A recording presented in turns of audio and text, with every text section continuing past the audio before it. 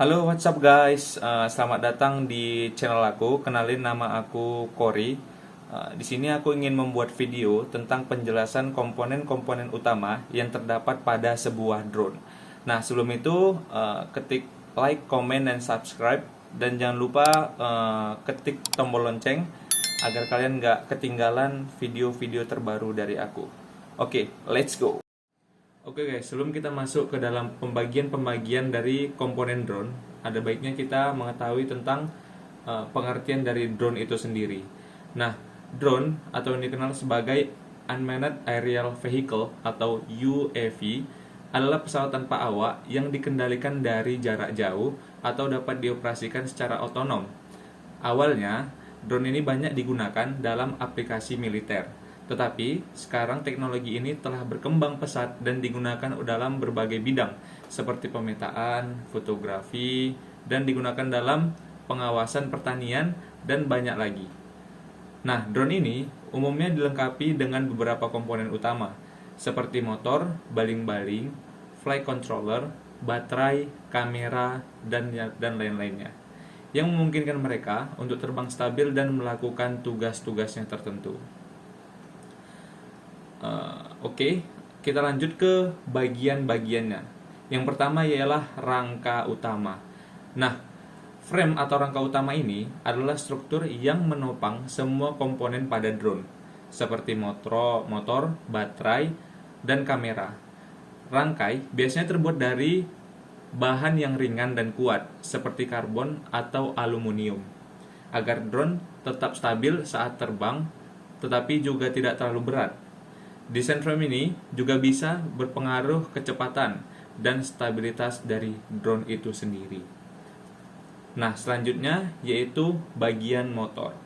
Nah, motor adalah bagian yang memberikan daya pada baling-baling agar bisa berputar dan membuat drone terangkat.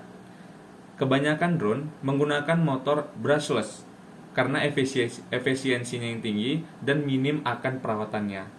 Nah, motor ini adalah sumber tenaga utama dari drone yang memungkinkan drone dapat bergerak, naik, turun, maju, mundur, dan berputar.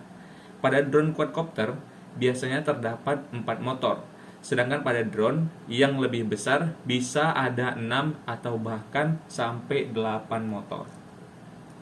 Nah, bagian selanjutnya yaitu baling-baling. Baling-baling adalah komponen yang mengubah tenaga dari motor menjadi daya angkat. Setiap baling-baling pada drone bekerja berlawanan arah untuk menjaga keseimbangan dari drone itu sendiri. Misalnya, baling-baling di sudut yang berlawanan akan berputar ke arah yang sama. Baling-baling juga memiliki ukuran dan bentuk yang memengaruhi seberapa cepat dan stabil dari drone yang bisa terbang itu. Selanjutnya yaitu Electronic Speed Controller atau ESC. Electronic Speed Controller atau ESC adalah komponen yang mengatur kecepatan putaran dari motor.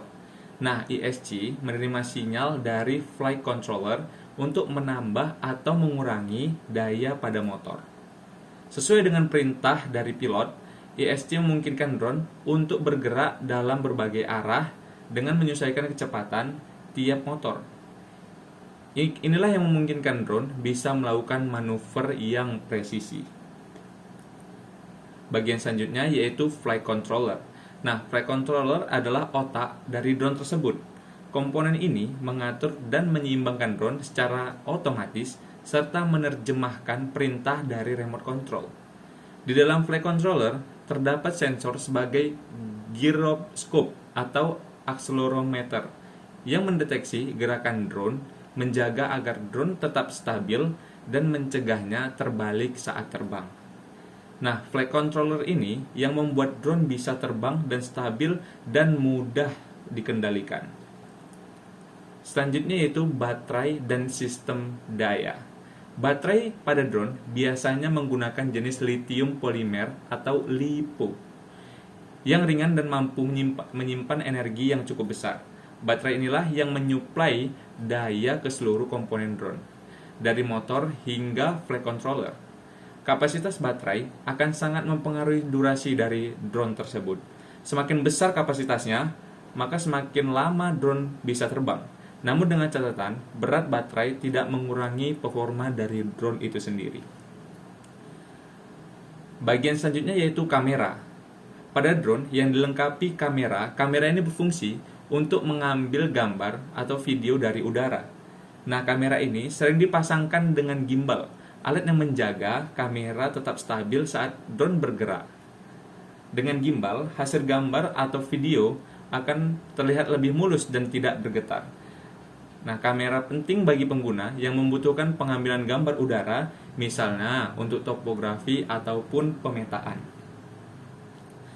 Nah, bagian yang terakhir yaitu remote control dan receiver. Remote control adalah perangkat yang digunakan pilot untuk mengendalikan drone. Sinyal dari remote inilah yang diterima oleh receiver yang ada di drone. Nah, itu dia guys, penjelasan singkat mengenai komponen-komponen utama yang terdapat pada sebuah drone. Nah, setiap komponen-komponen ini, dari mulai frame hingga remote control, memiliki fungsinya masing-masing, yang dimana fungsi-fungsi tersebut saling mendukung antara satu dan yang lainnya, sehingga membuat drone dapat bekerja atau beroperasi dengan optimal dan stabil. Semoga penjelasan ini dapat bermanfaat bagi kita semua. Terima kasih yang sudah menonton, and see you.